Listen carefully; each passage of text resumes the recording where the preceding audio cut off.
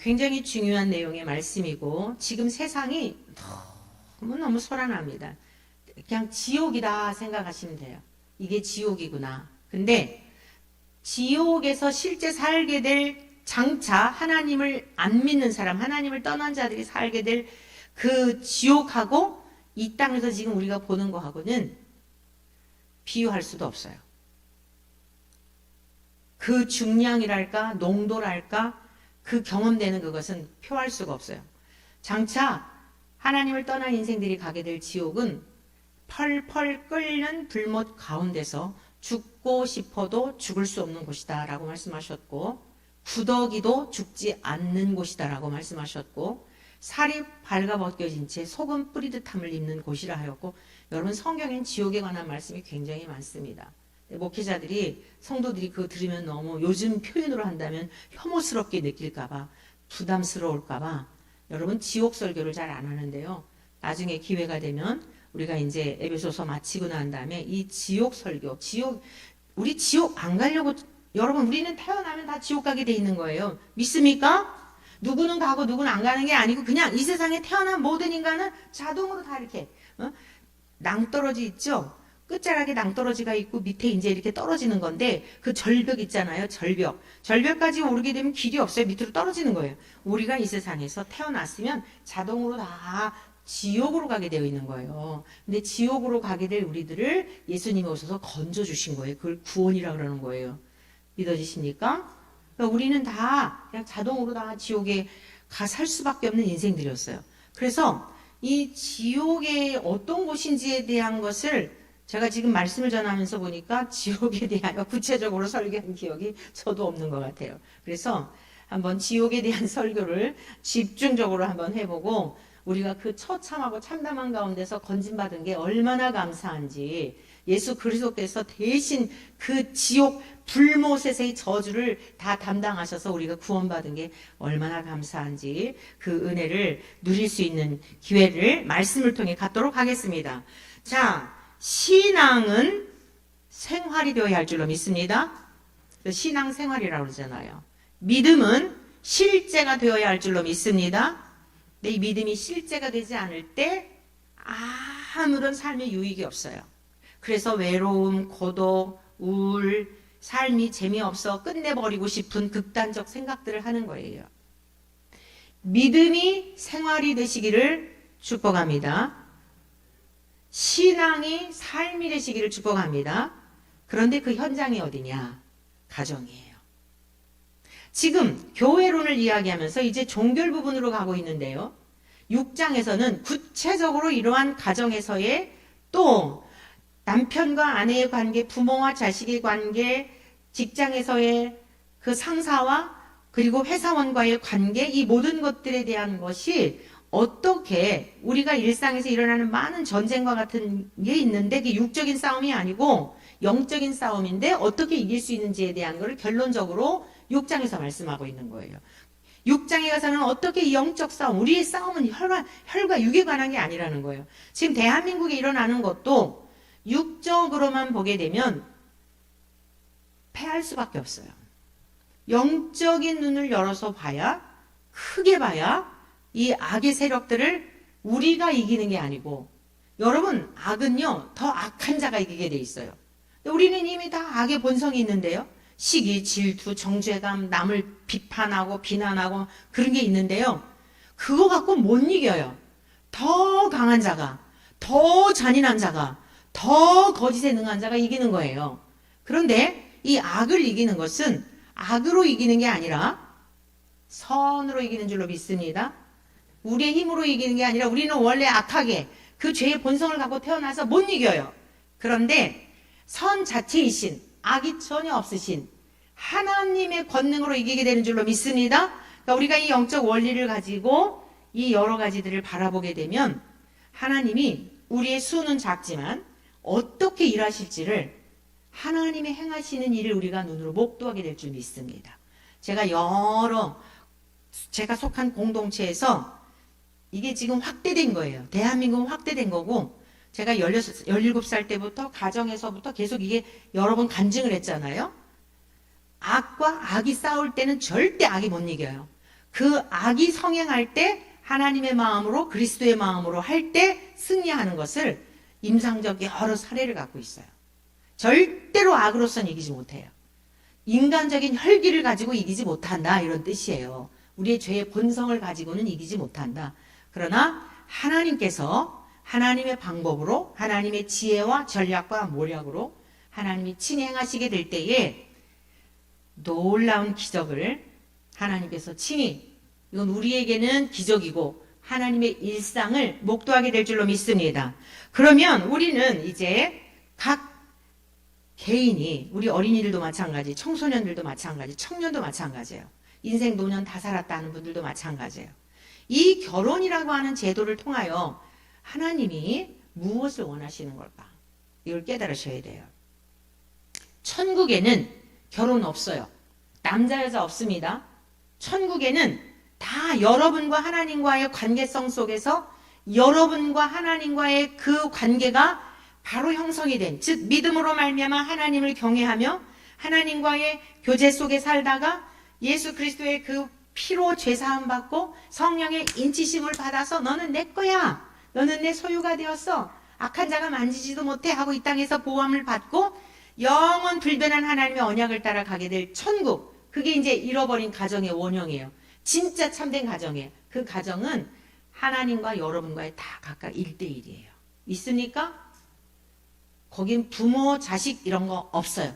다 천사와 같은 신비스러운 모습으로 하나님 한 분 우리가 경외하며 다시는 다툼도 눈물도 슬픔도 이별도 없는 그 영원한 천국에서 진짜 참된 가정에서 우리가 누리며 살게 될 줄로 믿습니다. 그래서 천국에는 남녀 이런 게 없다. 결혼 이런 제도도 없다. 그런데 왜 이 땅에서 이 결혼이라고 하는 것을 허락하셨을까? 첫 번째, 결혼에 대한 것은 하나님이 정하신 원칙이에요. 하나님이 딱 규정을 해놓으셨어요. 결혼이라고 하는 것은. 그러면 한 남자와 한 여자가 결혼을 해서 한 몸을 이루어 가정을 이루라는 거예요. 이게 하나님의 원칙입니다. 그러므로 동성간에 어쩌고 저쩌고 뭐 무슨 말도 안 되는 거 하는 것은 하나님을 도전하고 대적하는 일이에요. 목회자들은 듣든지 안 듣든지 이 진리대로 가르쳐줘야 하는 거예요. 믿습니까? 에이, 하나님은 사랑이시기 때문에 이 사람 이대로 다 만들어줬어. 원래 말도 안 되는 것 가지고 동성간에도 결혼을 합법화 해줘야 되라고 하는 것은 전부 미혹하는 영이에요. 하나님의 말씀을 말씀대로 믿지 않는 것은 다 이단이고 사기꾼이고 사입이에요. 믿습니까? 불편해도, 아니 여러분들 그냥 이 세상에서 이치적으로도 생각해 보세요. 점 하나를 어디다 찍었느냐에 따라서 나가 되고 너가 되는 거예요. 점 하나를 안에다 찍었느냐 밖에다 찍었느냐에 따라서 남이 되고 님이 되는 거예요. 그런데 여러분, 영어 단어 하나에 철자 하나만 틀려도, 우리 한글도 마찬가지고 모든 언어가 그래요. 근데 어떻게 그렇게 하나님이 하신 말씀을 마음대로 바꾸어서 동성애자들도 하나님이 그렇게 만들었다라고 그렇게 선언을 할 수가 있죠? 이것은 어떤 말로, 진짜 어떤 과격한 말로 한다 할지라도 그 사람들은요, 그 목사들은 목사가 아니라 독사들이에요. 영혼들을 먹잇감으로 삼아서 마음을 훔쳐가지고 자기의 이득을 취하는, 겉으로는 목사의 가운을 입었는지 모르지만 속에는 노략질하는 일인 겁니다. 왜냐? 한 남자와 한 여자가 한 몸을 이루어서 부모의 품을 떠난다는 것은 그냥 집을 따로 지어 이건 정도가 아니에요. 생각이나 모든 것이 독립적이어야 돼요. 요즘은 너무너무 부모를 의존해요. 저는 결혼을 딱 하고 나서요. 결혼을 하고 나서 단 한 번도 부모님에게 부부싸움을 했다든가 무슨, 여러분 목회자 가정도 얼마나 싸우는지 몰라요. 목회자 가정 뭐 안 싸우는 줄 알아요? 더 치열합니다. 왜냐? 목회자 가정을 해체해야 그 보았던 성도님들이, 목회자 가정은 여러분들과 다를 걸로 생각하잖아요. 아이, 우리보다 다르겠지 이런 기대감이 있지 않아요? 근데 목회자 가정이 싸웠어요. 에이, 목사님들도 싸우네. 은혜도 안 되고 덕도 안 되겠죠.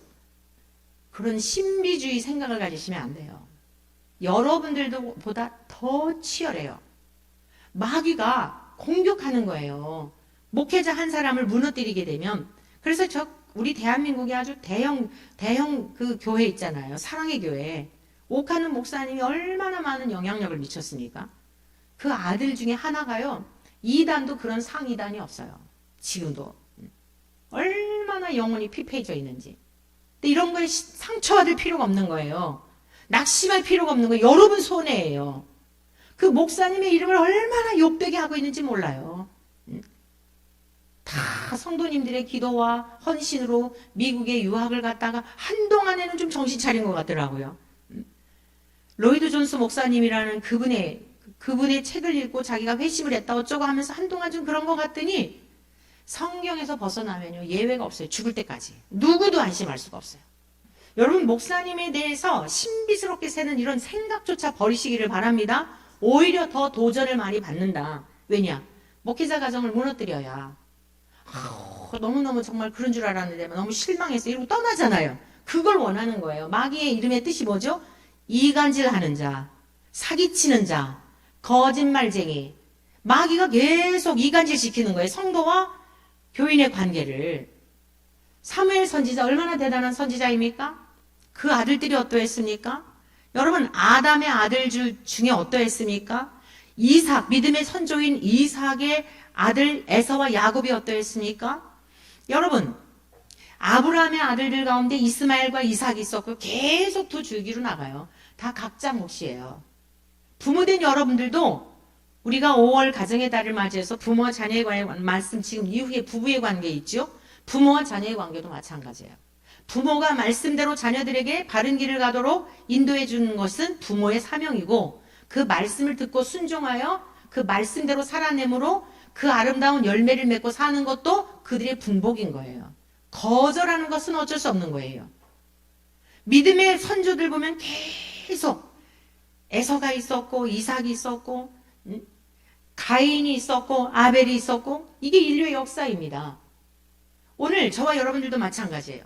하나님 나라에 갈 때까지 목회자도 기준을 삼지 마시고 하나님의 말씀을 기준 삼으시기를 권면합니다. 저에게 있어서 가정은요 고난학교였어요. 요즘 사람들은 가정을 행복학교 입학하려고 그래요. 근데 굉장히 중요한 게 있어요. 아무나 결혼하면 안 돼요. 철저하게 하나님 앞에 기도하고 하나님이 주신 사람이라고 하는 확신이 있었기 때문에 이 사람은 간첩이어도 이 사람은 더한 사람이어도 내가 감당할 하나님이 주신 확신 속에 결혼을 했기 때문에 그 결혼을 통해서 저는 저대로 그 목사님대로 43세가 인생을 마치셨어요.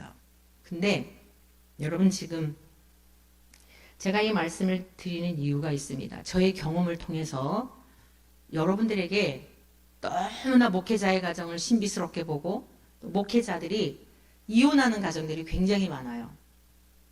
굉장히 많은데 제가 첫 결혼해서 감사하게 생각하는 건 뭐냐?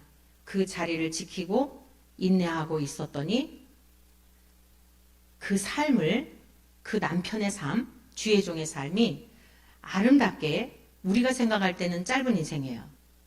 우리가 생각할 때는 그러한 인생이지만 변화가 되고 바뀌어지게 되고 그리고 아름다운 인생을 마치게 하는데 천국으로 잘 보내는데 거기에 의미가 있다고 봐요. 우리 목사님도 굉장히 경건하고 우리 이제 이쪽에 와서는 잘 모르지만요. 신혼에 결혼한 지 얼마가 안 됐어요. 아까 제가 말씀드렸잖아요. 신혼에 엄청 싸우잖아요. 각각 문화도 다르고 환경도 다르고 자라난 배경도 다르고 여러분 수요일 저녁 앞두고 다퉜어요. 목회자들은요. 토요일날 주일날 아침 가족들을 통해서 마음이 힘들 때가 굉장히 많아요. 수요일날 싸웠는데 여러분 주의 종이면 수요일날 싸웠어도 어떻게 되죠? 수요일날 싸우면은 싸웠어도 싸운 건 싸운 거고 아니 직장인들이 싸웠다고 직장 안 가요? 휙 하고 나가는 거예요. 수요일날 예배 시간이 됐는데 그러니까 성도들한테 뭐라고 얘기를 해요? 거기는 기성교회였어요. 개척교회도 아니에요. 뭐 성도님들이 없고 이런 게 아니라 몇십 명 모이는 교회였어요. 거긴 처음 부임해가지고 파격적인 하나님의 은혜로. 그런데 그 담임으로 추대가 돼가지고 간 거예요. 근데 싸웠다고 지금 예배 시간이 다 되는데 횡하고 나갔다니까요. 그걸 어떻게 아무 일도 없는 척. 그 설교를 해야 되는 마음, 예배를 지켜야 되는 마음이 어땠겠습니까? 예배를 인도하고 아무 일 없는 것처럼 목사님 어디 그때 이제 안수 받기 전이었어요. 전도사님 어디 갑작스럽게 이렇게 피치 못한 일이 있어서 제가 오늘 설교하게 되었다. 이게 신학생 졸업하고 초기의 모습이었어요. 누구를 욕되게 하기 위해서 하는 게 아니에요. 나갔다 들어올 때 어떤 모습으로 들어왔을까요? 여러분의 상상에 맡기겠어요. 그런데 너무너무 경건한 모습으로, 지나칠 정도로 경건한 모습으로, 이후에는 세상에 그런 문화라든가 정말 지나칠 정도로 그런 모습으로 변화되더라고요. 그 자리를 굳건히 지키고 있을 때 세상에 저는 이해하지 못할 사람이 없어요.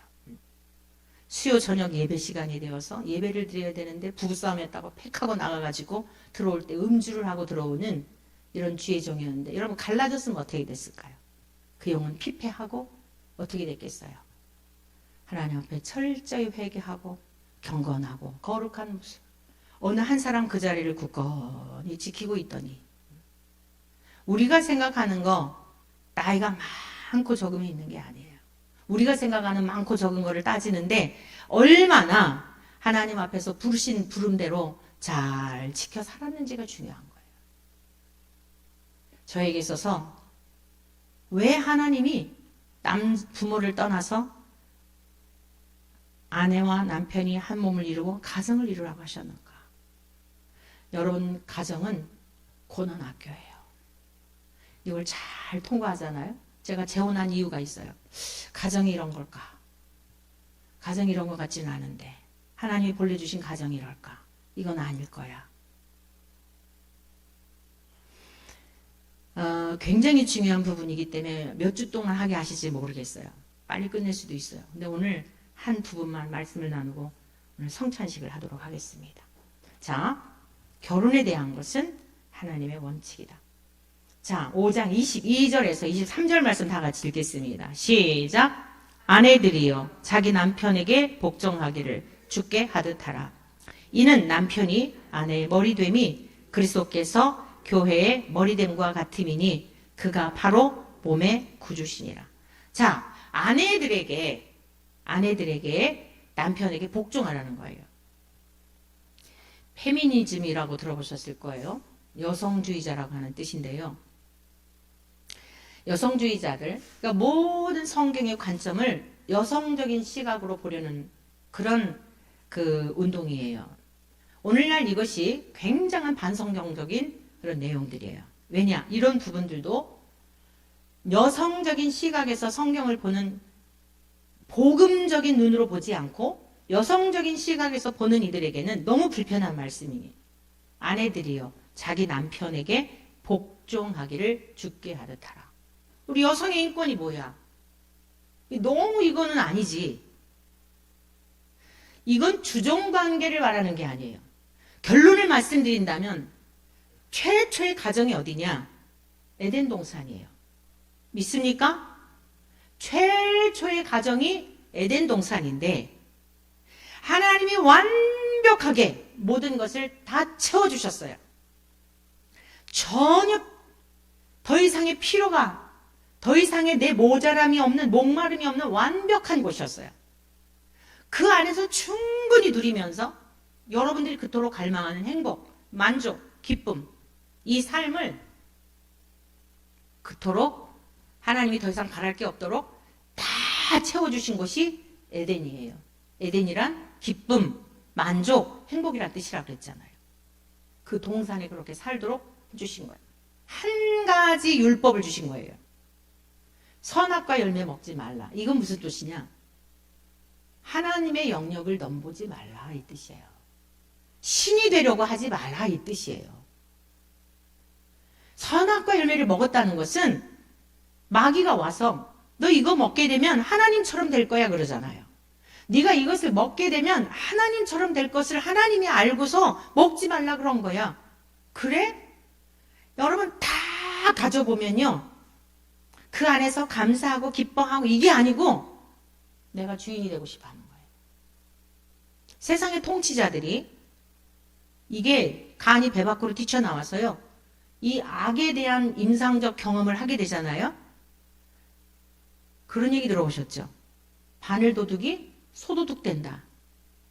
작은 것을 훔쳤는데 처음에는 막 들킬까봐 콩당콩당 했겠죠? 안 들켜요. 묘한 묘한 그게 있네. 그 다음에 이게 점점 커지는 거예요. 여러분 악한 일도요. 임상적 경험이 쌓이면 쌓일수록이 더 악해지고 더 잔인해지고 더 대범해지는 거예요. 그걸 아셔야 돼요. 이러한 사람들이 지도자가 됐을 때 그 밑에 있는 사람들은 고통받을 수밖에 없어요. 지금 우리 대한민국은 굉장히 심각한 위기예요. 계속 외쳐왔어요. 여러분들에게. 좌우가 아니라니까요. 성경대로 이대로 가면 정말 우리 대한민국 이제 여러분들 고통밖에 없다. 수년 전부터 외쳐온 거예요. 자, 어젯밤인지 새벽녘인지 신문을 보니까 정성호 법무부 장관이 집회에 나오는 사람들 법으로 다스리겠다 그랬어요. 여러분 최고 통치자라는 사람은 나라의 이 위기 앞에 유럽에 순방을 간대요. 통제사회로 가는 거예요. 오늘 보니까 이 시위하고 이러는 거 다 전략이라 그래요. 왜? 명분이 있잖아요. 이 사람들을 너무 누가 또 소요라고 그랬잖아요. 이게 지금 소요입니까? 그래서 이거를 통제사회로 가는, 그 다음 단계가 뭐냐? 통제사회로 가는 거예요. 어떤 사람들은요, 계엄령을 선포할 거다라고까지 내다봐요. 그건 이제 스스로 죽는 일이죠. 기본이 있고 상식이 있는 거예요. 오늘 사랑하는 성도 여러분, 선한 일에 많은 기쁨을 쌓아갈 수 있기를 축복합니다.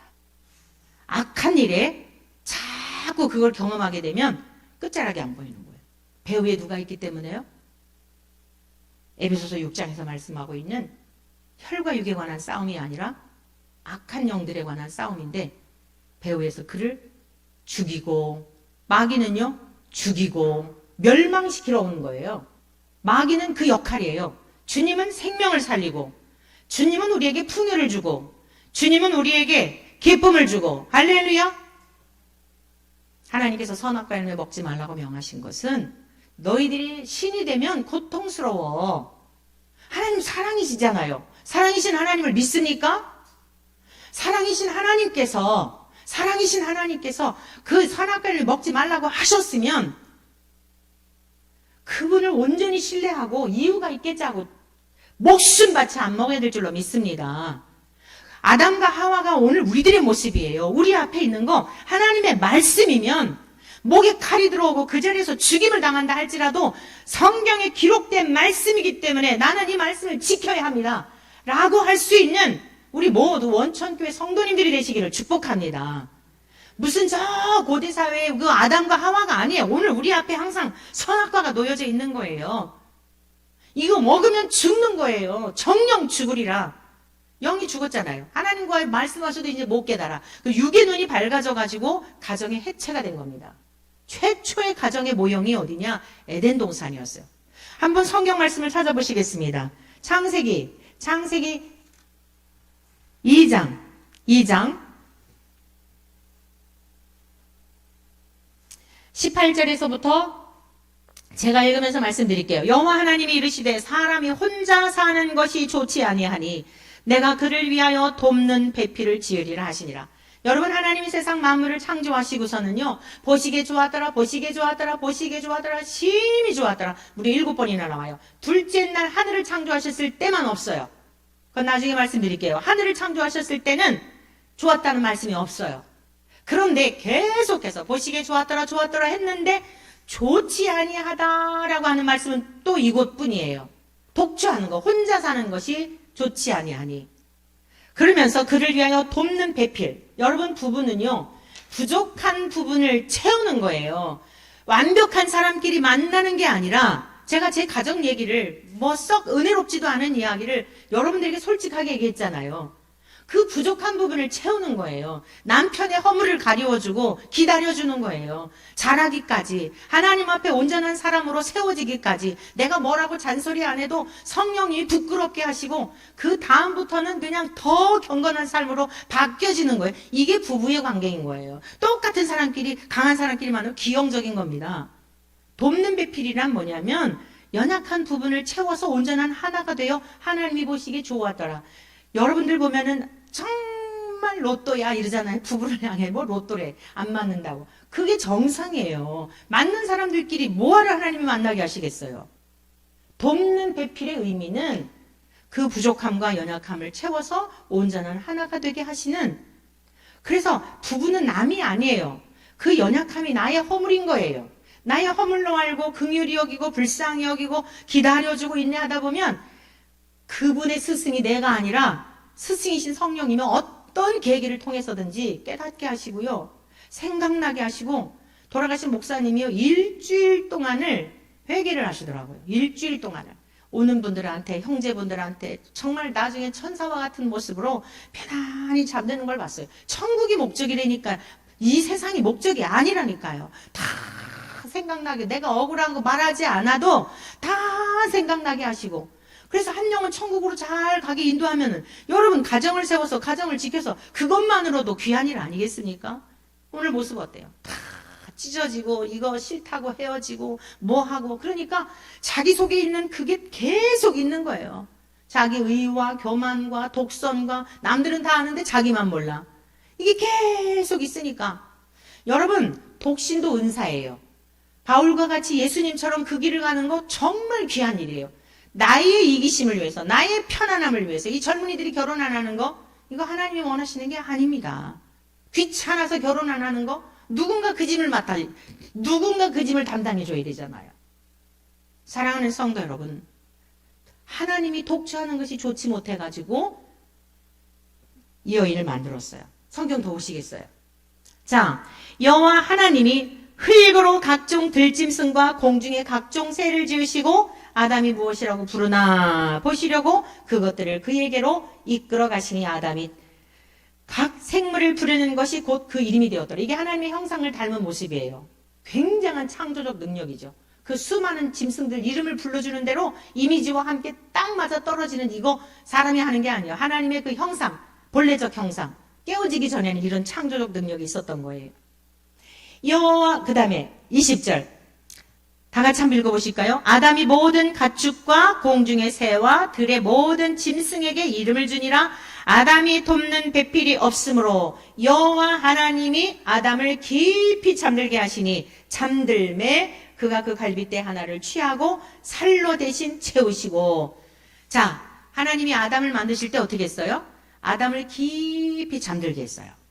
이거 뭐냐면 우리의 용어로 잠들다라고 하는데 죽음을 말하는 거예요. 아담이 죽은 다음에 눈을 떠봤더니, 그 다음 읽어보실까요? 여호와 하나님이 아담에게서 취하신 그 갈빗대로 여자를 만드시고 그를 아담에게로 이끌어 오시니 아담이 이르되 이는 내 뼈 중에 뼈요 살 중에 살이라. 이것을 남자에게서 취하였은즉 여자라 부르리라 하니라. 아담이 뭐라 그랬어요? 23절 다 같이 읽어봐요. 시작. 아담이 이르되 이는 내 뼈 중에 뼈요 살 중에 살이라. 이것을 남자에게서 취하였은즉 여자라 부르리라 하니라. 남자와 여자는 그래서 한 몸인 거예요. 세상의 인류의 역사 가운데 이렇게 절절한 사랑의 고백이 없는 거예요. 뭐라고요? 내 뼈 중에 뼈요 살 중에 살이라. 근데 얼마나 소중하겠습니까? 사랑하는 성도 여러분, 이게 최초의 가정의 원형이에요. 이 말씀을 통하여서 이게 뭘 예표하고 있냐면, 요한복음 21장에 보면 예수님이 십자가에서 돌아가실 때 옆구리에 창을 받으시면서 물 한 방울 피 한 방울 남기지 않고 다 쏟아 부으시고 우리가 그분의 공로를 입어 성도가 된 거예요. 우리가 그분의 의를 힘입어 거룩하고 깨끗하고 의롭다고 인정해 주시는 한몸 지체가 된 거예요. 이게 아내와 남편, 교회와 성도, 이 모형적으로 이 창세기에서 아담과 하와의 관계를 통해 보여주고 있는 겁니다. 다시 말씀드리겠어요. 남자와 여자는 천국에 없어요. 결혼이란 제도도 없어요. 믿으십니까? 그런데 왜 가정의 제도를 만드셨을까? 최초의 가정의 모델을 보여주시고 선악과 열매를 먹고 나니까 쫓겨났잖아요. 그 다음부터는 이게 깨져버린 거예요. 뼈 중에 뼈가 어디 있어요? 살 중에 살이 어디 있습니까? 너 때문이야, 너 때문이야. 누가 선악과 열매 먹었냐 그러니까 하나님이 쫙 쥐어주신 저 여자가 먹으라 해서 먹었습니다. 여러분, 이것이 오늘날까지 가정에서 일어나는 일이에요. 애들 키울 때 보면 엄마 때문이야, 엄마 때문이야 어지간히 그러죠. 성숙한 성도들은 저 때문입니다. 엄마, 제 탓입니다. 여러분, 주님 앞에 주님, 제 탓입니다. 제가 주님을 믿는 줄 알았는데, 주님 앞에 믿음이 있는 줄 알았는데, 고난을 당할 때도 주님, 제가 더 기도하지 못해서입니다. 하나님이 짝 지으신 여자 때문이에요. 뭐예요? 세계가 나를 몰라. 눈이 가려져가지고 계속 그 의에 빠져 사는 거예요. 그랬더니 그 열매를 어떻게 맺어요? 가인과 아벨이 형이 동생을 죽이는 열매를 맺잖아요. 이게 지금 깨어진 가정이에요.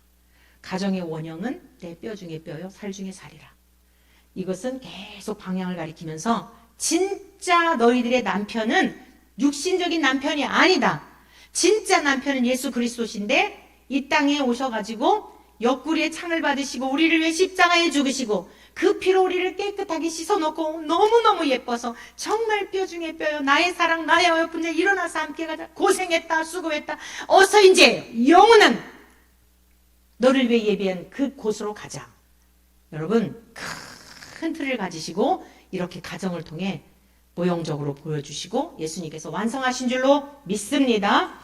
그래서 근본 이 가정, 지금 보통 대한민국 사실은요, 다 보면은 이 정치가들의 문제도 보면은 거스러 소급해서 내려가 보면은요, 다 가정에서부터 왜곡된 하나님의 말씀을 듣지 못하고 인간의 욕심과 탐욕과 이런 것들로 다 기름을 받고 교회를 다닌다 할지라도 전부 성공에만 목이 말라가지고 그걸 또 충족해준 목회자들 다 통전적으로 정말 모두 다 하나님 앞에 회개하지 않으면 이젠 사람 채찍과 인생 막대기밖에 없어요. 오늘 좁혀서 대한민국이 아수라장과 같은 대한민국의 이 모습을 보며 좁혀서 나로부터 큰 댐이 무너지는 거는 갑자기 무너진 게 아니에요. 나로부터 자녀된 여러분들은 하나님 앞에 내가 지금 잘 믿고 있는지, 내가 부모님에게 어떻게 대하고 있는지, 자녀들은 그것을 바라보시고 부모님들은 내가 자녀들을 주의 말씀과 교양과 훈계로 잘 양육하고 있는지, 부부의 관계에 있어서는 남편에게 복종하라는 의미가 주종관계가 아니라 모형적으로 가정에서 이분이 주님이다라고 생각하면 내가 어떻게 하는 것일까, 이걸 좀 배우라고 하는 것을 가정에서 보여주고 있는 거예요. 남편은 사랑을 내 품에, 내 뼈에, 내 살 중에 부분이라고 생각하면서 나와 한 몸이라고 생각하면서 이후에 보면 사랑을 말씀하고 있어요. 이것이 아내와 남편, 교회와 성도를 통하여 우리 주님께서, 하나님께서 최초의 가정을 창조하신 그 원형을 보여주시고 이루시고자 우리 주님이 오셔서 오늘 우리들에게 들려주시는 말씀이고 그 삶을 살아내기를 원하세요. 오늘 우리 모두 우리의 진짜 신랑이시고 남편이시고 아버지가 되시는 하나님 말씀 안에 순종함으로 여러분의 심중에 이 어려운 세대에 마음의 평안을 잃지 마시고 또 각 가정이 주님 안에서 회복이 되시고 이 대한민국 지도자들을 위해서도 우리가 계속적으로 먼저 우리가 회개하고 하나님 앞에 애통할 때에 하나님의 방법으로 해결해 주시는 그 능력을 바라보며 이제 승리의 삶을 살아내는 우리 모두 되시기를 주의 이름으로 간절히 축복합니다.